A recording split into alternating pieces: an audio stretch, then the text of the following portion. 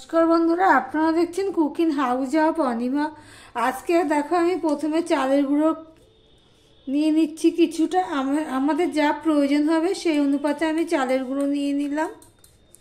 আজকে আমি বানাবো চিতই পিঠা, দুধ চিতই পিঠা।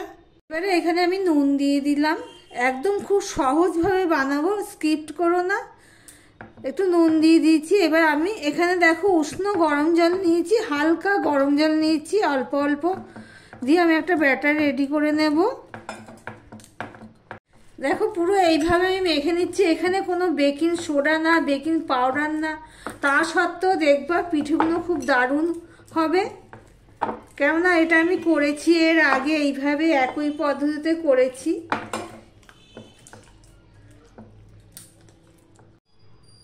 দেখো ব্যাটারটা আমার রেডি হয়ে গেছে। বাজারের যে কেনা চালের গুঁড়ো সেই দিয়েই আমি চিতই পিঠা করছি, সেটাই তোমাদের সাথে শেয়ার করছি।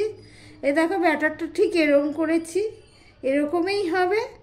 এবার আমি এটা 10 মিনিটের জন্য রেখে দেব। 10 মিনিট পর তোমাদের সামনে আসলাম। দেখো একটা বাটির সাহায্যে আমি এটা এরকম করে নিচ্ছি। দেখেছি ব্যাটারটা ঠিক এরকমই হবে, এর থেকে ঘনও হবে না, পাতলাও হবে না, তাহলে পিঠেগুলো সুন্দর হবে।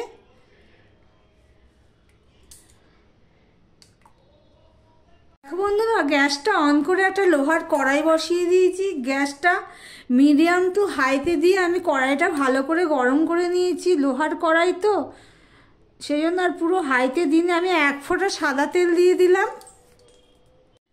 এবার একটা বেগুনের বোটার সাহায্যে বা ব্রাশ নিতে পারো তোমরা, ব্রাশের সাহায্যে তেলটা পুরো কড়াইতে আমি লাগিয়ে নিচ্ছি। দেখো বন্ধুরা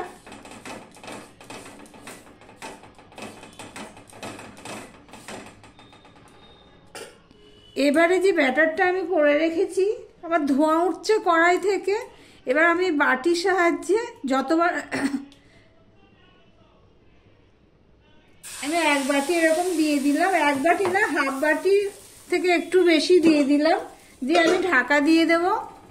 দেখো বন্ধুরা মিডিয়াম টু লোতে রেখে আমি 1 মিনিট পর আমি ঢাকাটা খুলছি। এটা হয়েছে বুঝবো কি করে? দেখো আপনা আপনি উঠে আসছে, একটু চাপ দিলেই উঠে আসছে। এই দেখো বন্ধুরা রেডি হয়ে গেছে একটা পিঠে। আমি আবারও তোমাদের একটা দেখাচ্ছি।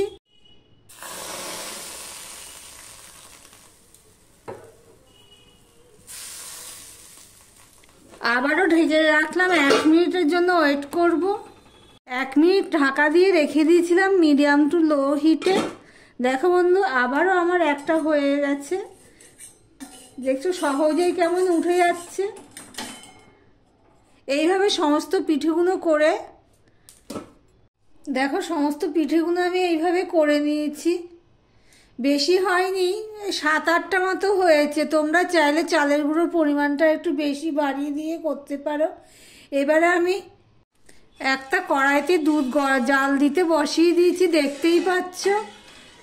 দুধটা আমার জাল দেওয়া দুধেই, কিন্তু আমি ফ্রিজে ছিল, এটা আবার কড়াইতে ঢেলে নিয়ে আর একটু জাল দিয়ে নিচ্ছি। দেখো বন্ধুরা দুধটা জাল পড়ে গেছে, ফুটে উঠেছে। এবারে আমি গুড় দিয়ে দেব। গ্যাসের ফ্লেমটা আমি একদম লোতে করে দিয়েছি, দিয়েই আমি গুড়টা দিচ্ছি। খেজুর গুড়, কেননা লো করে দিয়েছি যাতে গুড় দেওয়ার সাথে সাথে যদি বড় করে দিই যদি ফেটে যেতে পারে দুধটা, সেই জন্যই আমি ছোট করে দিয়েই করছি। দেখো আর নেড়ে যাচ্ছি সমানে। দেখো গুড়টা মিশে গেছে, আর একটু বাকি রয়েছে। আমি আর একটু গুড় দিয়ে দেব।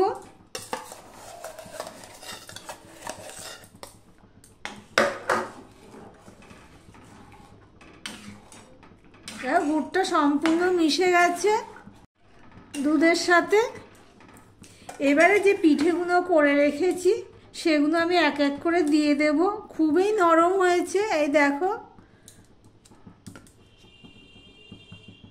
দেখতে পাচ্ছ। এইভাবে আমি সম্পূর্ণটা দিয়ে দিচ্ছি।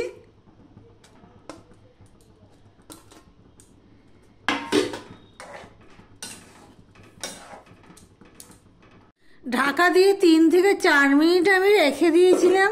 হিটটা ছিল মিডিয়াম টু লোতে। দেখো পিঠেগুলো সব আমার সিদ্ধ হয়ে গেছে, রেডি হয়ে গেল দুধ চিতই পিঠা। ভিডিওটি যদি ভালো লেগে থাকে তাহলে লাইক কমেন্ট শেয়ার করে দিও।